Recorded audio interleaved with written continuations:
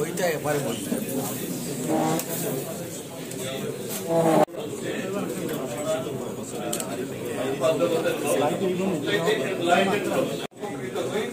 এগিয়ে যাই আমাদের ভুল ত্রুটি ধরা পড়ে একসাথে আপনাদের কাছ থেকে আমরা অনেক কমপ্লিমেন্টস পাই একসাথে জানাবেন কৃতজ্ঞ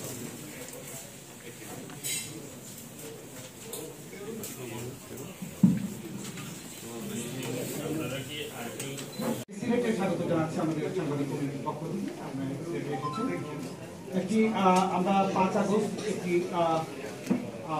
ছাত্রলীগের নামে অনেক শত শত মামলা শুধু সিলেট না সারা বাংলাদেশ এই মামলাগুলো বন্ধ করার ক্ষেত্রে বা যেগুলা মামলাগুলো বা স্পিকার চালিয়েছে বা অনেক অস্ত্র লুট হয়েছে সেক্ষেত্রে অস্ত্র লুটের ব্যাপারে আপনারা কত লুট কি দিয়েছেন আবার এবং কি পরিমাণ অস্ত্র একটা নির্দেশনা বা ইনফরমেশন যদি বলি দেওয়া হয়েছিল যে এই মামলাগুলোর কার্যক্রম খুব একটা চলবে না, যাচাই বাছাই হবে জেলা পর্যায়ে নিবেদনের পাশাপাশি নানান ধরনের তদবির বা ইত্যাদি আছে। এই ক্ষেত্রে যেহেতু বিষয় কল্যাণের জন্য কাজ করে, রাস্তায় পুলিশ দেখলে বিদেশের মতো যেন ওদেরকে জড়িয়ে ধরে ওদের সাথে ফটো তুলে ওদের ভালো একটা নেই, এগুলা নতুন করে আলোচনার কোনো বিষয় নয়। কিন্তু এখন থেকে পুলিশ রিফর্মটা কিভাবে হচ্ছে, কতটুকু এগুচ্ছে, আপনাদের যে ঘাটতি এগুলা কিভাবে পূরণ করা হচ্ছে, এগুলো কিন্তু করা হচ্ছে এই সমাজের কিছু অসাধু ব্যক্তি আসলে তারা কেউ কেউ আবার সমাজের নেতাও প্রভাবশালী, তারা ওই যিনি মারা গেছেন তার পিতাকে অথবা তার আত্মীয় স্বজনকে ওই প্রভাবান্বিত করে ওই মামলাতে হয়তো অপরাধ করেছেন 10 জন, ওইখানে তারা 1300 নাম দিয়ে দিচ্ছে। এখন মামলা আইনে যেটা আছে যে কেউ যদি মামলা করে আইনে তাকে আমরা বন্ধ করতে পারি না, মানে আমাদের যে প্রচলিত আইন আমরা বলতে পারি না যে না আপনি 3 জন দিচ্ছেন, আপনি 1300 দিচ্ছেন কেন, আপনি 5 জনকে দিয়ে দেন, এটা আমি আইনত বলতে পারি না।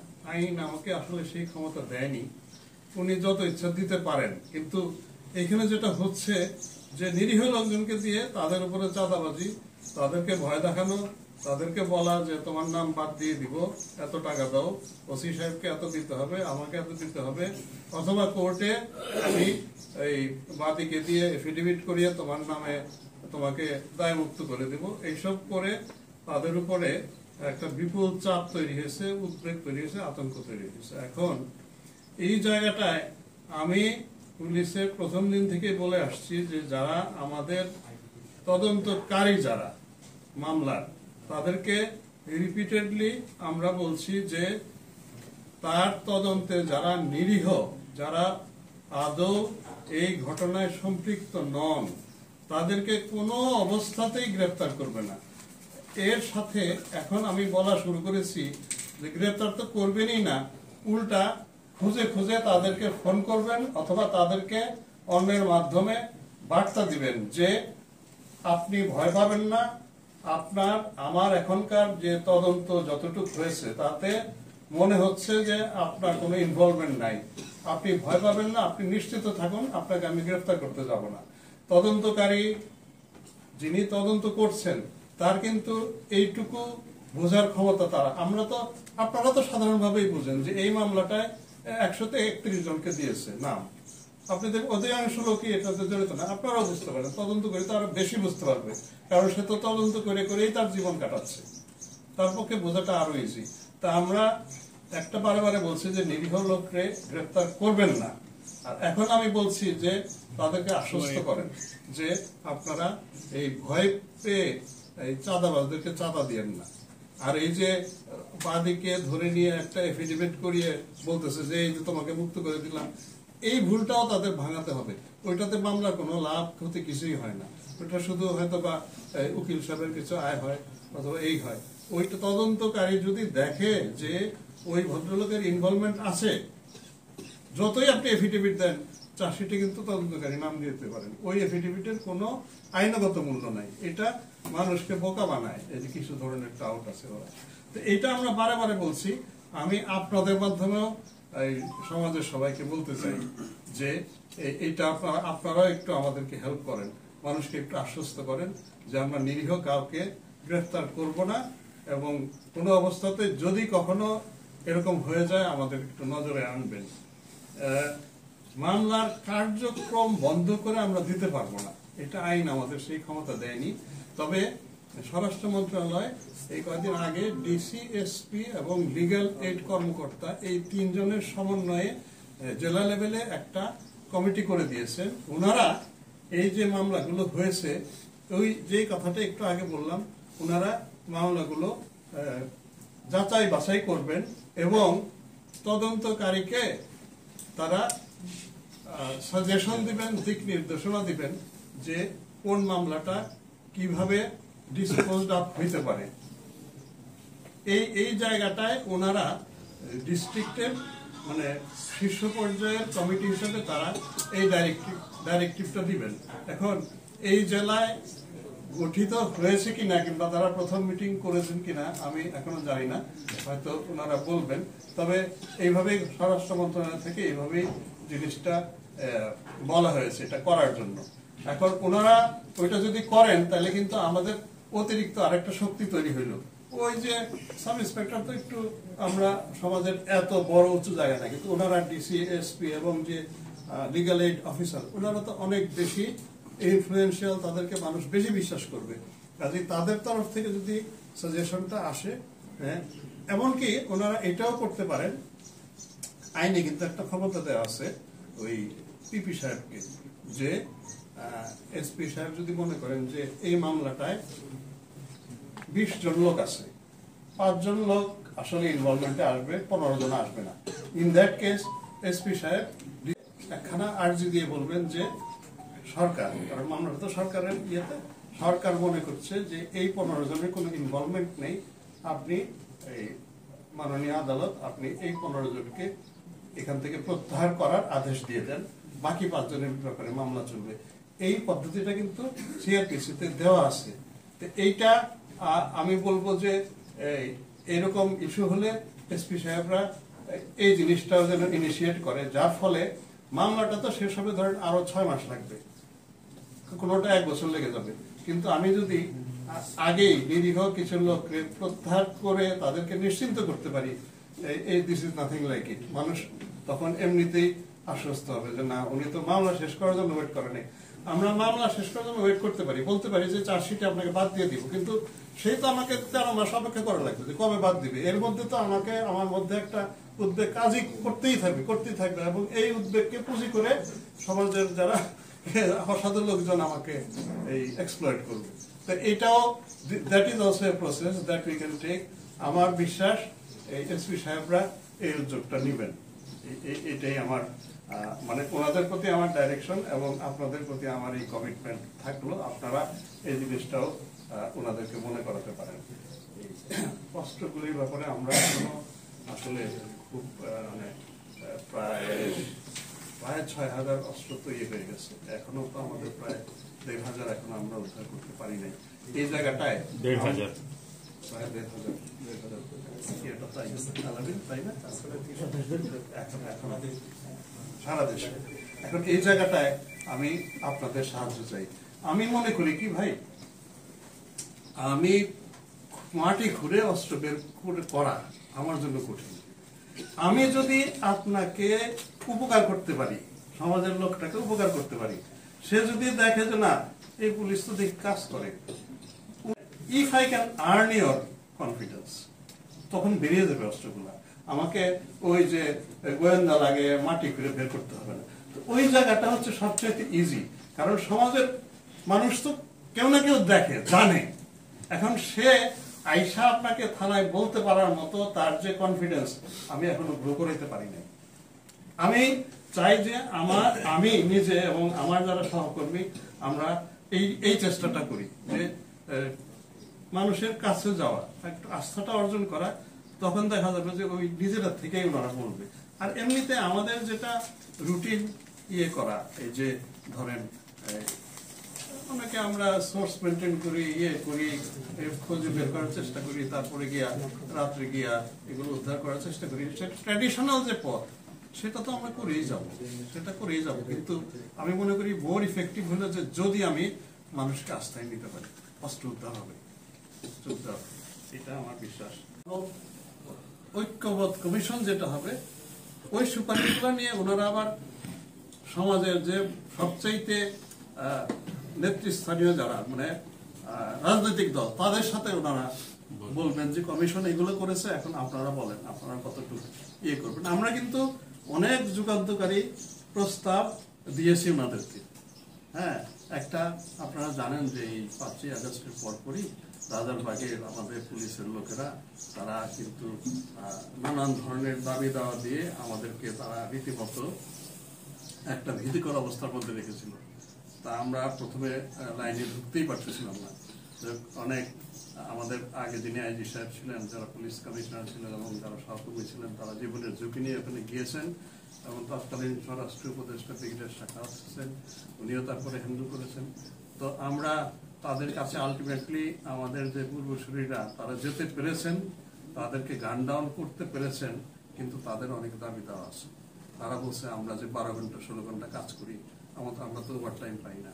আমরা যে জেলার থেকে আমার পরিবার, স্ত্রী, পুত্র, কন্যা ওরা আছে আমার থেকে আরো 200 কিলো দূরে, আমি তো মাসে কেন 6 মাসেও তো একবার গিয়ে তাদের চেহারা দেখতে পারি না। তাদের ওই বছরে আপনি 10 দিন কি 20 দিন ছুটি দেন, এই যে আপনারা নির্দেশ দিয়ে চলে গেলেন গুলি করার, এরপর তো বললেন না যে আমরা বিপদে আছি, আমরাও চলে যাচ্ছি, তোমরাও চলে যাও, আপনারা তো আমাদেরকে এই বিপদের মধ্যে ফেলে চলে গেলেন।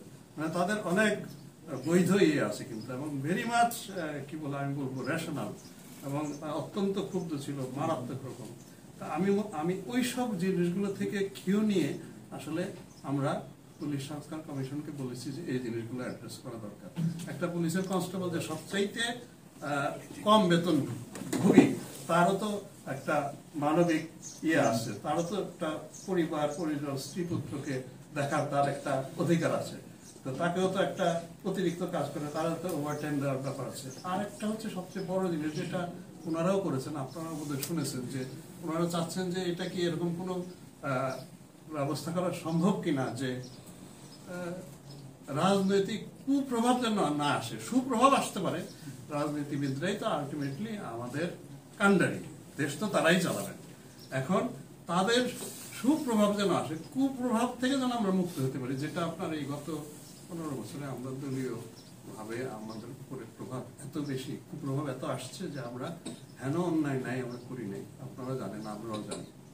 এবং এটার জন্য আমরা অবশ্যই আমরা অত্যন্ত দুঃখিত, অত্যন্ত লজ্জিত, আমরা অত্যন্ত নিজেদেরকে আমরা এটা একটা sort of remorse I feel, কারণ আমি তো I belong to the same police force.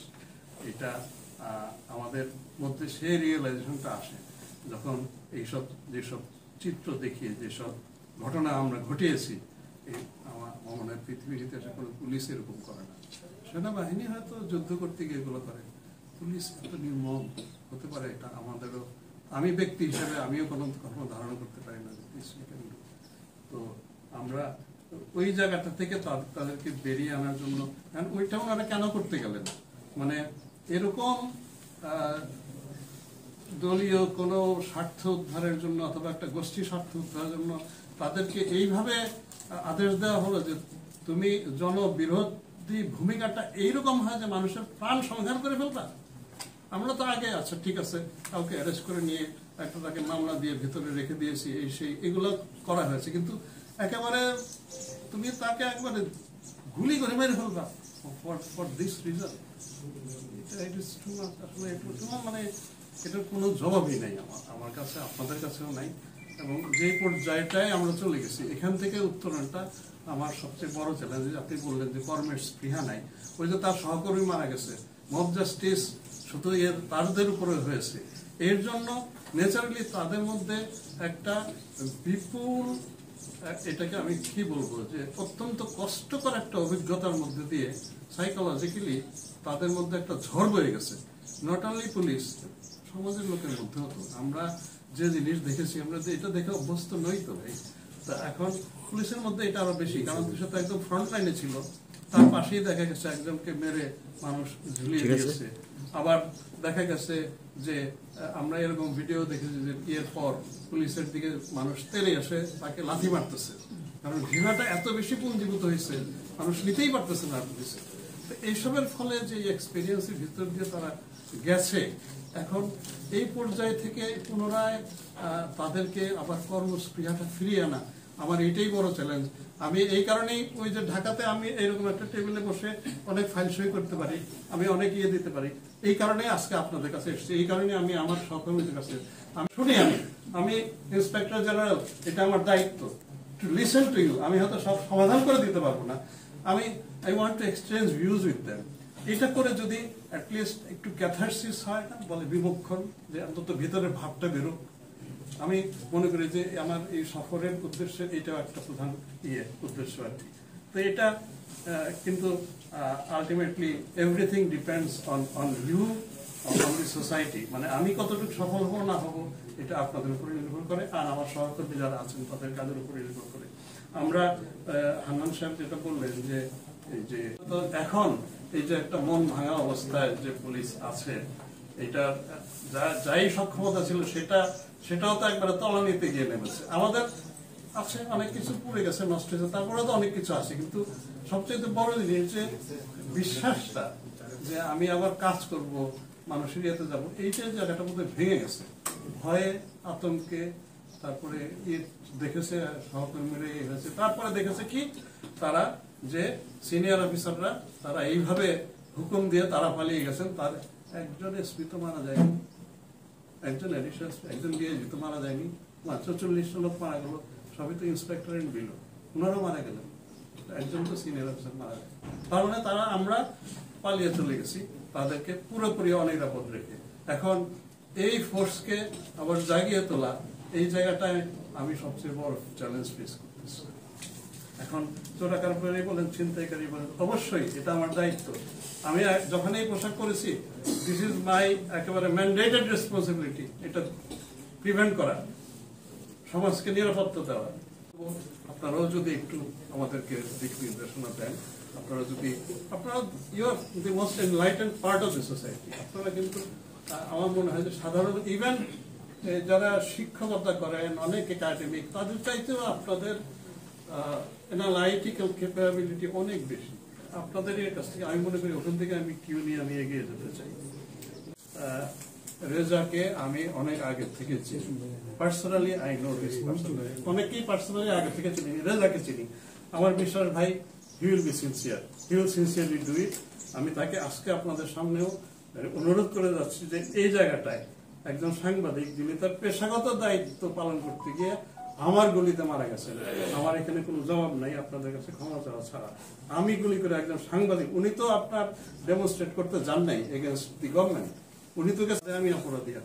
এখন এইটা উনি তো চলেই গেছেন, তার তো আর ফিরে আনা সম্ভব না, কিন্তু অ্যাটলিস্ট তার বিচারটা যদি আমি করতে পারি, তো এইটুকু তো আমি বলতে পারবো যে না, এইটুকু আমার এই জায়গায় এসছে এবং এটা করতে পারছি। আমি আশা করি, এবং নট অনলি আশা, মানে I will keep an eye on it so that Reza does justice to this case. এটা আমি আপনাকে কথা দিয়ে দেবো। 31st নাইটে এটা কিন্তু এখনো আমাদের একটা মানে উই ওয়ার অ্যাকচুয়ালি ওভার কশাস 16 ডিসেম্বরের ব্যাপারে। তখন আমরা ঝুঁকি ওইভাবে ছিল কিনা উই ওয়ার নট শিওর, কিন্তু আমরা একটু ওভার কশাস ছিলাম। 16 ডিসেম্বরে অনেকেই বলতেছিল যে ভাই আপনার একটু অস্থিরতা হবে, ইয়ে হবে, ওই সময়টা আমরা একটু বেশি ছিলাম।